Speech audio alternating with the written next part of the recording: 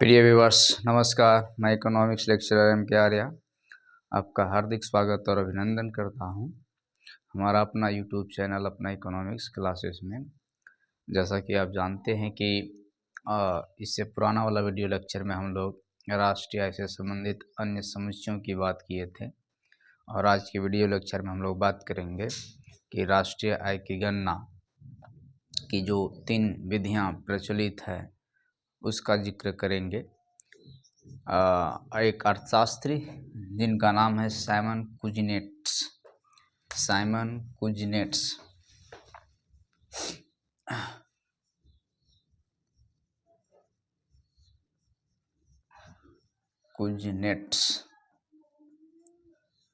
तो उन्होंने राष्ट्रीय आय की गणना की 3 विधियों का जिक्र किए हैं। उसमें से एक विधि है राष्ट्रीय आय की गणना करने की विधियां।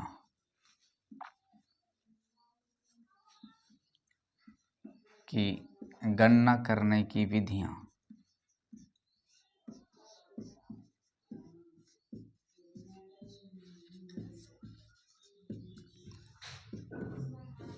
तीन विधियां प्रचलित हैं। उसमें से एक है आपका जिसको हम लोग बोलते हैं मूल्य वृद्धि विधि या मूल्य वर्धित विधि। मूल्य वर्धित विधि। दूसरा है आपका आय विधि।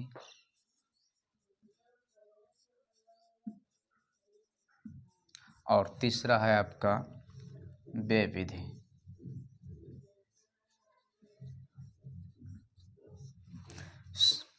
तो ये राष्ट्रीय आय की गणना करने की 3 विधियां, मूल्य वर्धित विधि, दूसरा आय विधि और तीसरा व्यय विधि, ये साइमन कुजनेट के अनुसार राष्ट्रीय आय की गणना करने की 3 विधि है। हम लोग मूल्य वर्धित विधि को इन्होंने वस्तु एवं सेवा विधि भी कहे हैं। वस्तु एवं सेवा विधि भी कहें। अब एक एक करके हम लोग इसका जिक्र करेंगे। इसमें क्या होता है, इसमें इस विधि के अनुसार प्रत्येक स्तर पर वस्तु और सेवा के मूल्य में कितनी वृद्धि की जाती है उसके योगफल के रूप में इसको परिभाषित किया जाता है।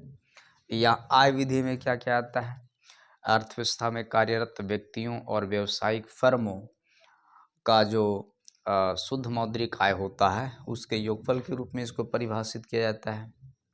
और व्यय विधि को कि अर्थव्यवस्था में कुल बचत और कुल उपभोग जो लोगों द्वारा और सरकार द्वारा जो की जाती है उसके योगफल के रूप में इसको परिभाषित किया जाता है। तो हम लोग एक एक करके इसका जिक्र करते हैं। सबसे पहले हम लोग इसी विधि को लेते हैं कि मूल्यवर्धित विधि।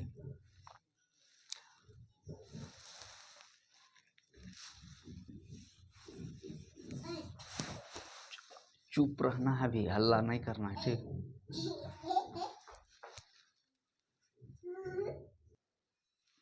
अब यहाँ पर एक विधि जो पहला विधि मूल्यवर्धित विधि जो है, मूल्यवर्धित विधि, इसको हम लोग वस्तु एवं सेवा विधि के भी नाम से जानते हैं। वैल्यू एडेड मेथड भी बोलते हैं। Value added method.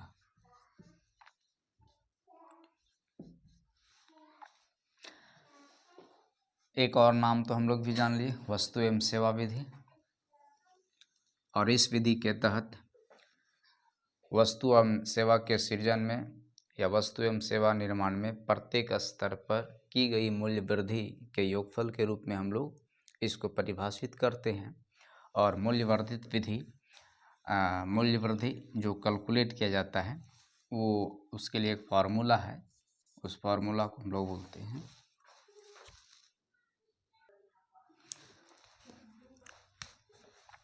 अंतिम वस्तुओं एवं सेवाओं का मूल्य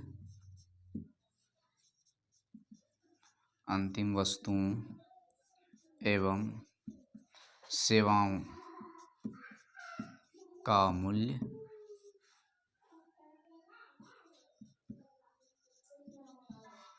माइनस मध्यवर्ती वस्तुओं का मूल्य, मध्यवर्ती वस्तुओं का मध्यवर्ती वस्तुओं का मूल्य, इसको हम लोग मध्यवर्ती उपभोग के भी नाम से जानते हैं, मध्यवर्ती उपभोग।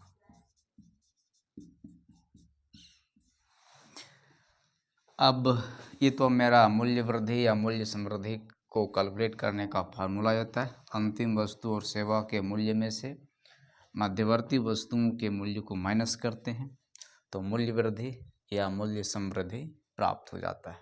अब यहाँ पर ध्यान देने वाली बात यह है कि इसमें किस किस तरह की आइटम्स के मूल्य को शामिल किया जाता है और इसमें किस किस तरह की आइटम्स के मूल्य को शामिल किया जाता है, वो ज़रूरी बातें हैं। तो इसमें हम लोग शामिल क्या क्या करते हैं, तो इसमें हम लोग शामिल करते हैं एक आपका स्टॉक में परिवर्तन को, स्टॉक में परिवर्तन, और दूसरा शामिल करते हम लोग किसको, विक्रय को।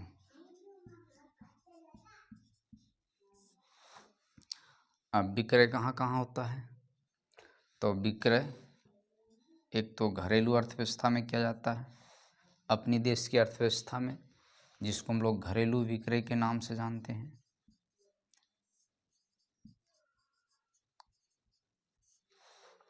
और दूसरा जो होता है वो होता है अपनी देश की अर्थव्यवस्था में जो विक्रय किया गया, घरेलू विक्रय हुआ। अगर मात्रा अतिरिक्त होगी तो क्या करते हैं, निर्यात कर देते हैं, यानी दूसरे देश की अर्थव्यवस्था में बेच देते हैं, विदेश भेज देते हैं। तो ये जो है आपका यह घरेलू विक्रय का मूल्य, निर्यात वाला जो है वो, ये दोनों को विक्रय के अंतर्गत शामिल किया जाता है। और विक्रय और स्टॉक में परिवर्तन, ये दोनों चीज़ें इसमें शामिल की जाती है। इसका एक वजह होता है, इस वजह से इसको इतना डिफ्रेंशिएट करके इसमें शामिल कर रहे हैं। मध्यवर्ती वस्तुओं के मूल्य में क्या क्या शामिल होता है उसको जानना भी ज़रूरी है। एक तो आपका है कि आयात इसमें शामिल होता है, और एक आपका और इसमें शामिल होता है वो है घरेलू उपभोग।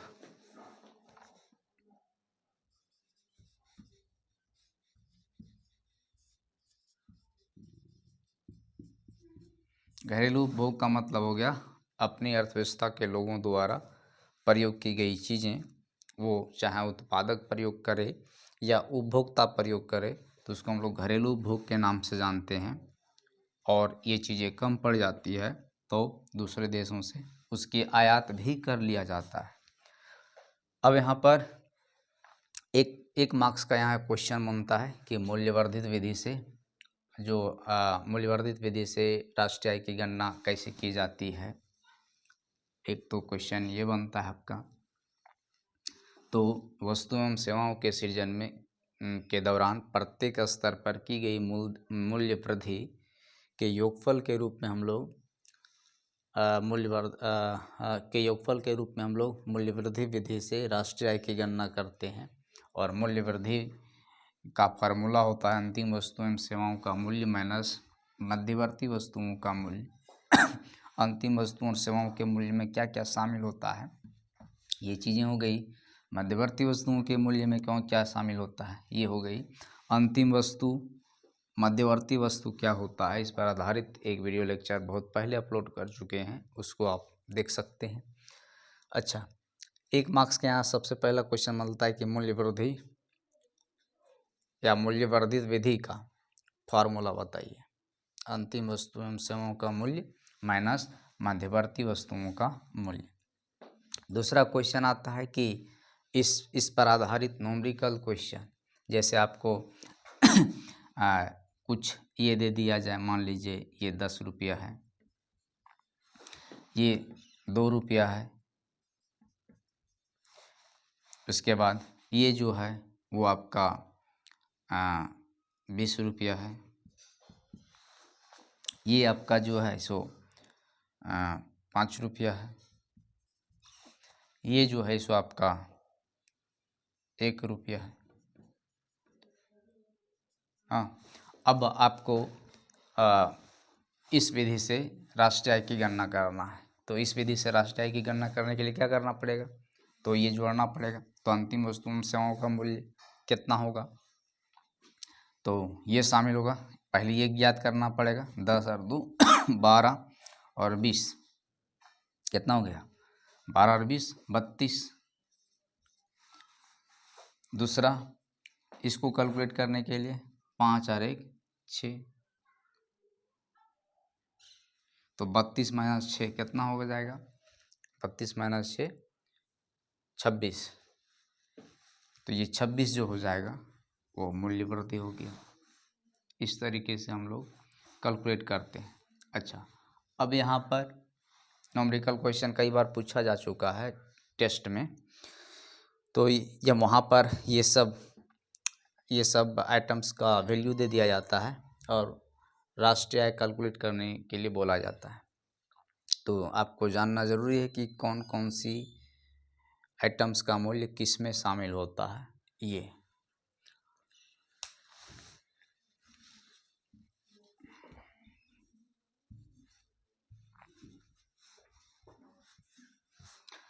अच्छा, अब उसके बाद क्या, प्रत्येक स्तर पर की गई मूल्य वृद्धि के योगफल के रूप में हम लोग राष्ट्रीय आय की गणना करते हैं।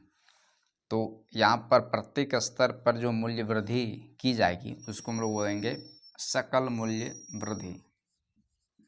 सकल मूल्य वृद्धि, सकल मूल्य वृद्धि, जिसको हम लोग बोलते हैं gross value added. Gross value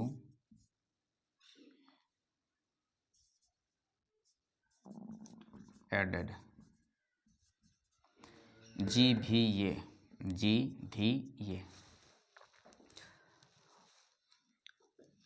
अब प्रत्येक स्तर पर की गई मूल्य वृद्धि है ना, तो प्रत्येक स्तर पर की गई मूल्य वृद्धि GVA बोले, और प्रत्येक स्तर पर की गई मूल्य वृद्धि को हम लोग जोड़ेंगे जिसको हम लोग सिग्मा GVA बोलेंगे। और एक यहाँ पर और ऐड किया जाता है क्या, GVA कहाँ से, I फॉर इनिशियल 1 से लेकर के जितना स्तर पर मूल्य वृद्धि की गई उसको हम लोग यहाँ पर मेंशन करते हैं। ये मेरा N है, N।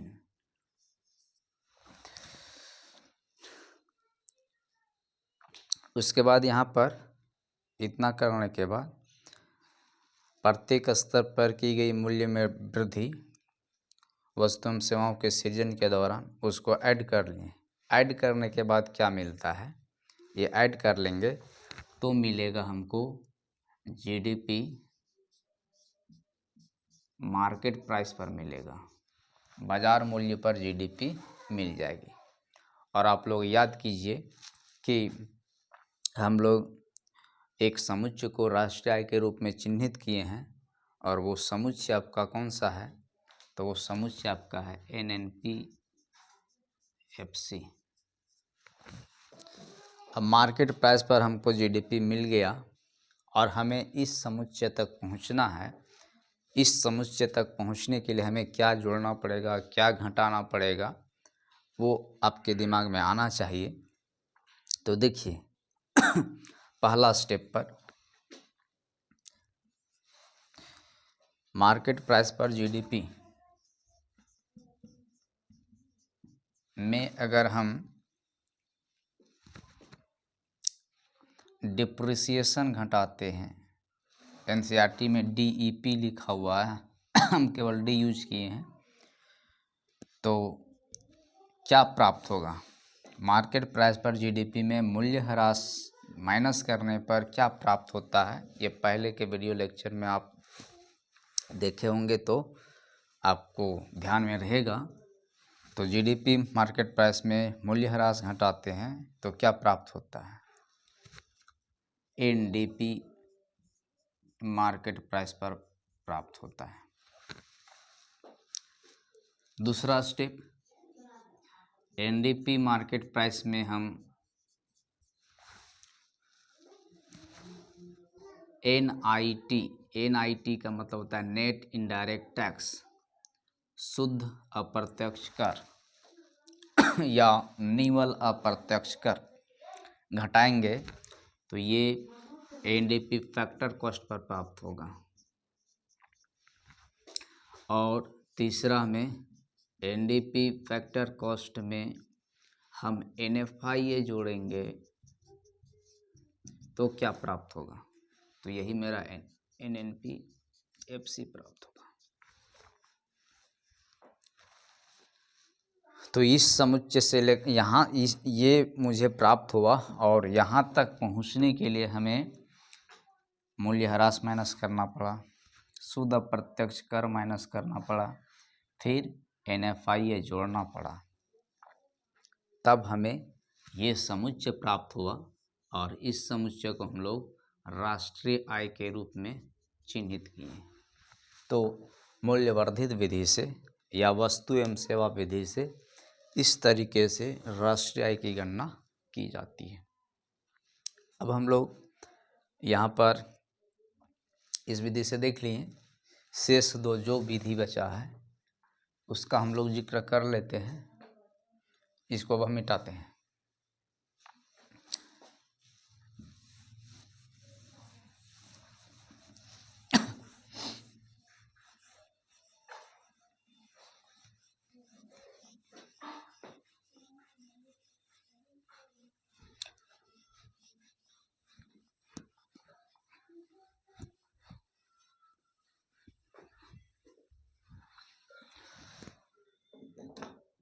दूसरा विधि है मेरा आय विधि, इनकम मेथड।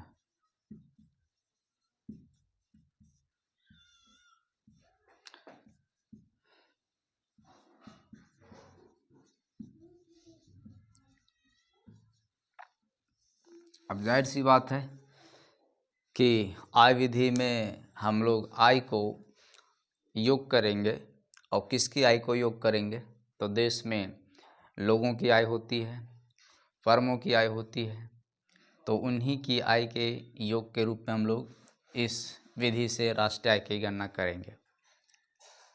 अर्थव्यवस्था में व्यावसायिक फर्में कार्यरत हैं, लोग काम करते हैं जिसको हम लोग कर्मचारी के नाम से जानते हैं। तो किसी अर्थव्यवस्था में एक वर्ष के दौरान व्यावसायिक फर्में और लोगों की शुद्ध मौद्रिक आय के योग के रूप में हम लोग इस विधि से राष्ट्रीय आय की गणना करते हैं। अब यहाँ पर मुख्य रूप से कौन कौन आए? एक तो व्यावसायिक फर्में आई और दूसरा लोग आए। व्यावसायिक फर्में और लोग।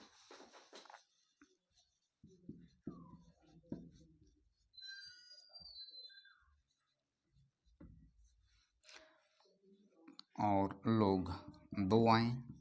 लोग का मतलब कर्मचारी। अब एक तो क्या होता है इसमें तो इनकी शुद्ध मौद्रिक आय के योग के रूप में इस विधि से राष्ट्रीय आय की गणना की बात की जाती है।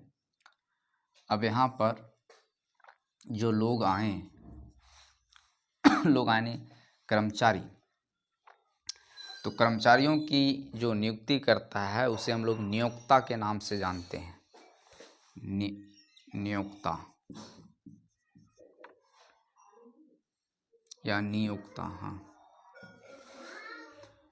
अब नियोक्ता द्वारा कर्मचारियों की नियुक्ति की जाती है और नियुक्ति करने से पहले क्या उनको वेतन दिया जाएगा, कौन कौन सी सुविधाएं दी जाएगी, इसका जिक्र किया जाता है, मेंशन रहता है। तो नियोक्ता जिन जिन शर्तों के आधार पर कर्मचारियों की नियुक्ति करता है और वो चीज़ जब वहन करता है, प्रदान करता है काम करने के बदले में, तो उससे हम लोग कर्मचारी की क्षतिपूर्ति के नाम से जानते हैं। कर्मचारियों की क्षतिपूर्ति, कंपनसेशन ऑफ एम्प्लॉयमेंट। अच्छा, कर्मचारियों की क्षतिपूर्ति में एक तो आता है मुख्य रूप से क्या क्या आता है, वेतन आता है, वेतन कहिए या मजदूरी कहिए। दूसरा अन्य लाभ। अन्य लाभ के रूप में क्या क्या ऐड होता है, तो टीए। टीए का मतलब ट्रैवलिंग अलाउंस, यात्री भत्ता। डीए डियरनेस अलाउंस, महंगाई भत्ता। महंगाई भत्ता। और तीसरा HRA, हाउस रेंट अलाउंस, यानी गृह किराया।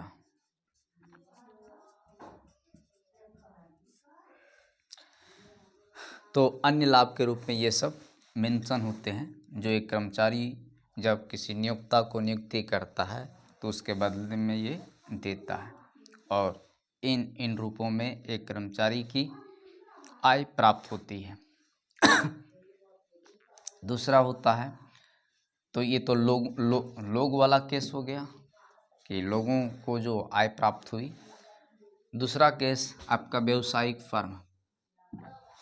व्यावसायिक फर्म मतलब जो बिजनेस के उद्देश्य से जो फर्में अपना कार्य संचालित कर रही है, ऑपरेट कर रही है, तो उसको हम लोग परिचालन अधिशेष के नाम से जानते हैं। परिचालन अधिशेष, परिचालन अधिशेष के नाम से जानते हैं, ऑपरेटिंग सरप्लस। अब परिचालन अधिशेष का मतलब होता है कि यहाँ पर संपत्ति और उद्यमिता, संपत्ति और उद्यमिता, इंटरप्रेन्योरशिप बोलते हैं। ये प्रॉपर्टी हो गया, ये इंटरप्रेन्योरशिप हो गया। तो संपत्ति और उद्यमिता से सृजित आय को परिचालन अधिशेष के अंतर्गत हम लोग क्या करते हैं, शामिल करते हैं।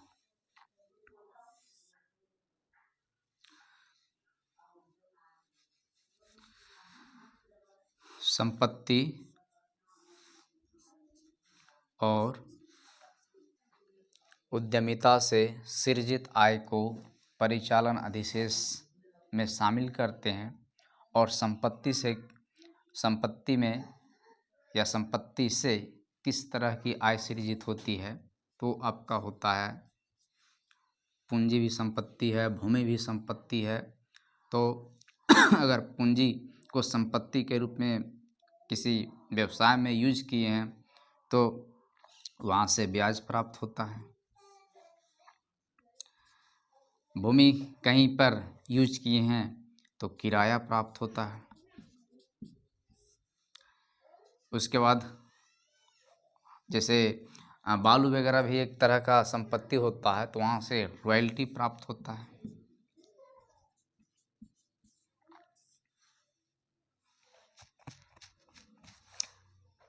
तो ये सब जो हैं सो संपत्ति से सृजित आय हैं।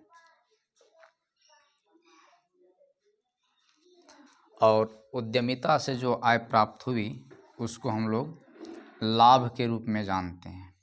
एंटरप्रेन्योरशिप से जो आय सृजित होता है उसको लाभ के रूप में जानते हैं। और ये लाभ जो होता है वो कौन कौन सा कैटेगरी में बन जाता है, निगम कर। निगम कर का मतलब होगा कंपनी द्वारा चुकाया गया कर। उसके बाद अगर ये उद्यमिता, ये इंटरप्रेन्योरशिप एक से अधिक लोग मिल कर के किए हैं तो ये लाभ जो होता है उन लोगों के बीच बांट जाता है, जिसको हम लोग लाभांश के नाम से जानते हैं। उसके बाद एक और इसमें शामिल होता है, वो है आपका कि प्रेषित धन। प्रेषित धन का मतलब होता है कि यह व्यवसाय किसी दूसरे देश में लोग करते हैं तो अपनी आय को अपना देश भेजते हैं, उसको हम लोग प्रेषित धन के नाम से जानते हैं। तो इस तरीके से यहाँ लोगों की आय इन रूपों में प्राप्त होती है। व्यावसायिक फर्म में इन रूपों में आय प्राप्त करती है। और कुछ जो होते हैं वे लोग कर्मचारी की भी तरह कार्य करते हैं और उनका व्यावसायिक फर्म भी होता है। तो उन लोगों को जो आय प्राप्त होती है उसको हम लोग मिश्रित आय के नाम से जानते हैं। मिश्रित आय, मिक्स्ड इनकम। अच्छा, यहाँ पर इसका मतलब होता है कि मिश्रित आय वह आय होती है जो उत्पादन के साधन के प्रयोग के बदले ब्याज के रूप में, किराए के रूप में, मजदूरी के रूप में एक लोगों को जिससे प्राप्त होता है उसे हम लोग मिश्रित आय के नाम से जानते हैं। तो अगर कर्मचारी के रूप में वो काम करेंगे तो इन रूपों में आय प्राप्त होगी। अगर उनका व्यावसायिक फर्म होगा तो इस तरीके के आय भी प्राप्त करेंगे। तो इसे हम लोग मिश्रित आय के नाम से जानते हैं। अब यहाँ पर क्या होगा कि ये तो हम लोग यहाँ पर परिभाषित कर लिए कि किसी अर्थव्यवस्था में एक वर्ष के दौरान सभी व्यावसायिक फर्में और लोगों की शुद्ध मौद्रिक आय के योगफल के रूप में हम लोग आय विधि से राष्ट्रीय आय की गणना करते हैं। ये लोगों वाला आय हो गया, ये व्यावसायिक फर्मों वाला आय हो गया और ये मिश्रित आय हो गया। अब ये जो एक अर्थव्यवस्था में इस तरीके से जो आय सृजित हुआ, समझो कि ये पूरा,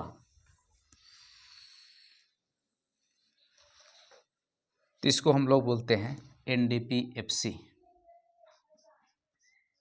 एनडीपीएफसी, साधन लागत पर शुद्ध घरेलू उत्पाद। साधन लागत पर शुद्ध घरेलू उत्पाद। और हम लोग एनएनपीएफसी को राष्ट्रीय आय के रूप में चिन्हित किए हैं। अब एक सवाल है कि हम इसमें इस समुच्चय में क्या जोड़े, क्या घटाएं कि एनएनपीएफसी तक हम पहुंच जाएंगे। तो देखिए इसमें क्या जोड़ा जाएगा, क्या घटाया जाएगा। कुछ नहीं, एक समुच्चय केवल जोड़ देना है। इसमें हम NFI जोड़ देते हैं तो ये वाला चीज़ पहुंच जाएगा। और इसे हम लोग राष्ट्रीय आय के रूप में क्या किए हैं, चिन्हित किए हैं, राष्ट्रीय आय। तो इस तरीके से आय विधि से राष्ट्रीय आय की गणना की जाती है। अब हम लोग को एक और जो बच रहा है उसका जिक्र कर लेते हैं, व्यय विधि।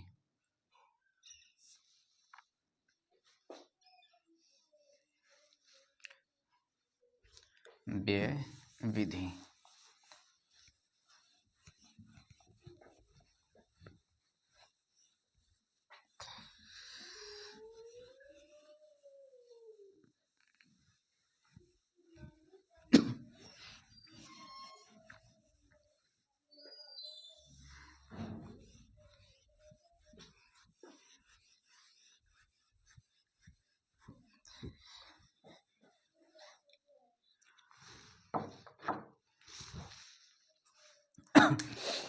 व्यय विधि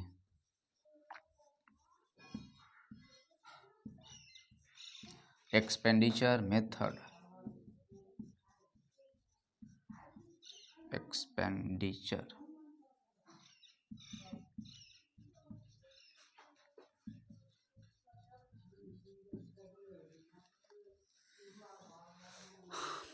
नाम से तय हो रहा है खर्चा।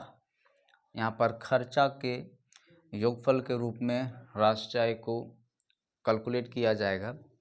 अब कौन सी खर्चा, तो चाहे वो लोग हों चाहे सरकार हो, ये लोग लोग खर्च करते हैं। तो चाहे लोगों खर्च जो करते हैं वो अपने इनकम का एक भाग को खर्च करते हैं। जो लोगों का आय होता है उसमें इस आय का कुछ भाग खर्च कर देते हैं। खर्च को हम लोग उपभोग बोलते हैं। और सारा का सारा खर्च नहीं करते हैं, कुछ बचत भी करते हैं।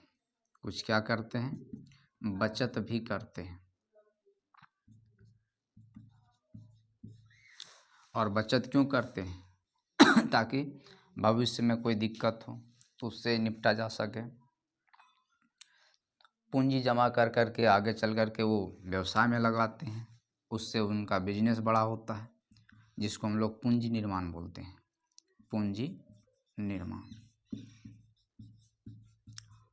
अच्छा, ये काम कौन करते हैं, लोग भी करते हैं, सरकार भी करती है। जब ये इस बचत को व्यवसाय में लगाया जाता है, उससे वस्तु या सेवा सृजित होता है और उसको एक तो होता है कि अपनी अर्थव्यवस्था में बेचा जाता है। अगर मात्रा अतिरिक्त हो गई तो विदेश भेजा जाता है, जिसको हम लोग निर्यात के नाम से जानते हैं। और ये काम सरकार भी करती है और लोग भी करते हैं। उसी को हम लोग को ध्यान में रख कर के व्यय विधि से राष्ट्रीय आय की गणना कर लेना है।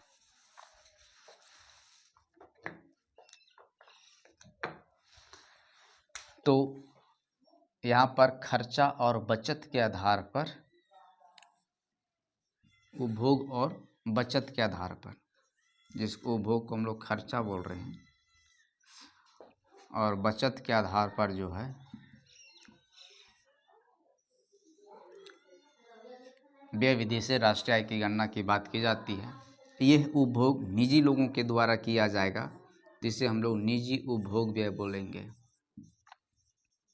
निजी उपभोग व्यय। और यदि यही उपभोग सरकार के द्वारा किया जाएगा तो इसको हम लोग सरकारी उपभोग व्यय बोलेंगे। सरकारी उपभोग व्यय। उसके बाद बचत लोग भी करते हैं, सरकार भी करती है, और दोनों का उद्देश्य होता है कि उस बचत को हम आगे चल कर के व्यवसाय में लगाएंगे, बिजनेस करेंगे, तो उससे पूंजी निर्माण होगा। और ये काम लोग भी करते हैं, सरकार भी करती है। दोनों के द्वारा की गई पूंजी निर्माण को हम लोग सकल पूंजी निर्माण बोलते हैं। सकल पूंजी निर्माण। उसके बाद इस पूंजी निर्माण में वस्तु सेवा का सृजन होता है, घरेलू अर्थव्यवस्था में बेची जाती है। मात्रा अतिरिक्त हो जाता है तो उसको निर्यात भी किया जाता है। अब यहाँ पर देखिएगा कि ये जो वैल्यू हुआ सो सरकारी उपभोग वाला जो वैल्यू हुआ सो, और सकल पूंजी निर्माण का जो वैल्यू हुआ सो, ये सब को जोड़ते हैं तो जोड़ने पर हमें एक वैल्यू प्राप्त होगा, बाजार मूल्य पर जीडीपी। बाजार मूल्य पर जीडीपी।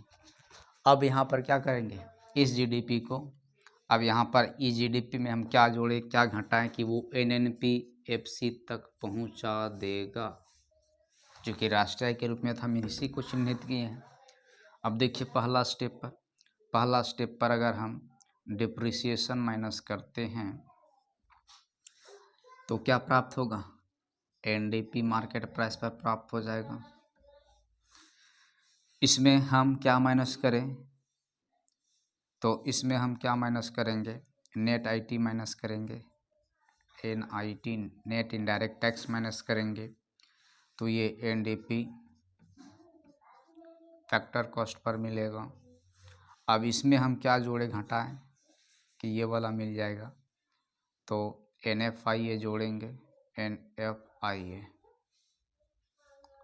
तो ये वाला मिल जाएगा। और इसी को हम लोग क्या बोलते हैं, ये राष्ट्रीय आय के रूप में इस समुच्चय को हम लोग चिन्हित किए हैं। राष्ट्रीय आय के रूप में इसको हम लोग चिन्हित किया है। तो देखिए ये क्या जोड़ेंगे, क्या घटाएंगे, क्या करेंगे, ये तब तक दिमाग में नहीं आएगा जब तक आप इसको प्रैक्टिस नहीं कर लेते हैं। बहुत प्रैक्टिस के बाद ये आपके दिमाग में बात आएगा कि क्या जोड़ने से हम एक समुच्चय से अन्य समुच्चय तक पहुंचने में हम क्या जोड़े, क्या घटाएं। ये बार बार प्रैक्टिस का चीज़ होता है, और इससे पहले वाला जो वीडियो इसको कई बार देखना पड़ेगा तो जल्दी क्लियर होगा। तो ये था मेरा व्यय विधि से राष्ट्रीय आय की गणना कैसे की जाती है उसका विश्लेषण। अब ध्यान देने वाली बात है कि भारत में राष्ट्रीय आय की गणना करने के लिए व्यय विधि को नहीं अपनाया जाता है, क्योंकि उपभोग और बचत से संबंधित आंकड़ों को संग्रह करने में बहुत परेशानी होती है। इस वजह से इस विधि से राष्ट्रीय आय की गणना नहीं किया जाता है, बल्कि इससे पहले वाला जो दो विधि है, आय विधि और वस्तु एवं सेवा विधि, उससे राष्ट्रीय आय की गणना भारत में की जाती है।